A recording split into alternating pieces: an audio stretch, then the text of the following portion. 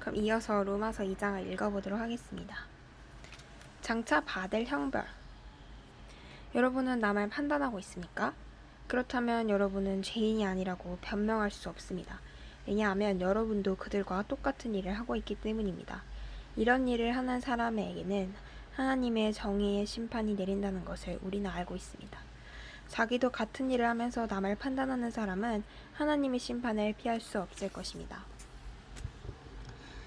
하나님의 자비로 인해서 사람이 회개하게 된다는 것을 모르고 오히려 그분의 넘치는 자비와 너그러움과 참으심을 업신여긴단 말입니까?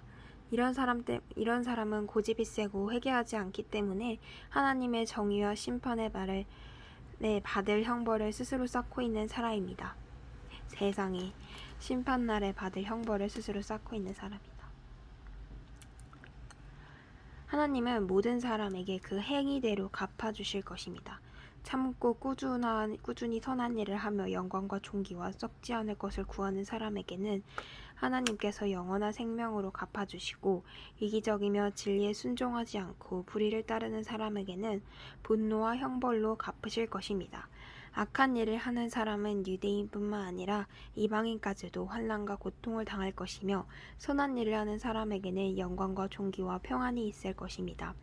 이것도 유대인이나 이방인이 마찬가지입니다. 하나님은 모든 사람을 차별하지 않고 똑같이 대하시기 때문입니다. 율법 없이 죄 짓는 사람은 율법에 관계없이 망하고, 율법 아래서 죄 짓는 사람은 율법으로 심판을 받을 것입니다. 하나님의 앞에서 의롭다 인정을 받은 사람은 율법대로 듣기만 하는 사람이 아니라 그 율법대로 사는 사람입니다. 율법 없이는 이방인들이 본능적으로 율법을 요구하는 것을 실천하면 그들에게 율법이 없어도 그들 자신이 자기에게 율법이 됩니다. 그러겠다. 그들 자신이 율법이 되겠네.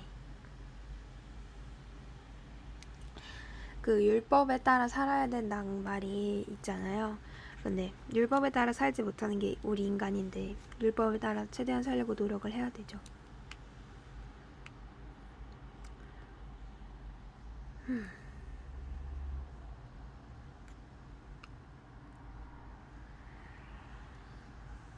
악한 일을 하는 사람은 유대인이든 우리 하나님 믿는 사람이든 고통을 당하는데, 선한 일을 하는 사람은 하나님께서 영광과 존귀와 평안을 주실 것이다.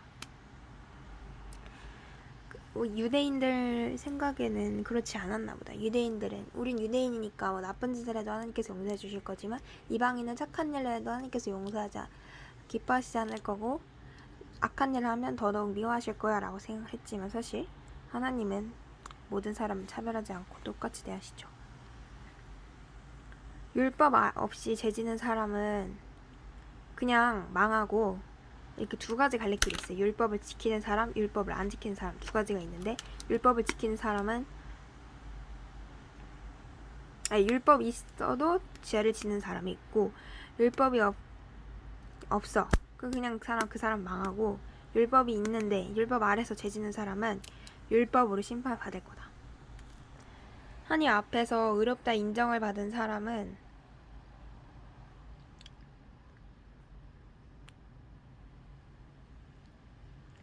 율법을 듣기만 하는 게 아니라 그 율법대로 살아가는 사람이다. 이렇게 배움을 그냥 배웠다 이렇게 끝나는 것이 아니라 율법을 진정으로 실천하는 사람이어야 한다. 율법을 진정으로 실천해야 하는 사람이다.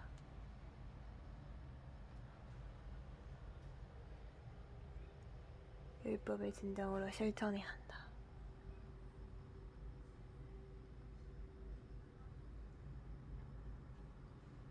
안경 벗은 사람의 시야 아니야 지금? 됐다.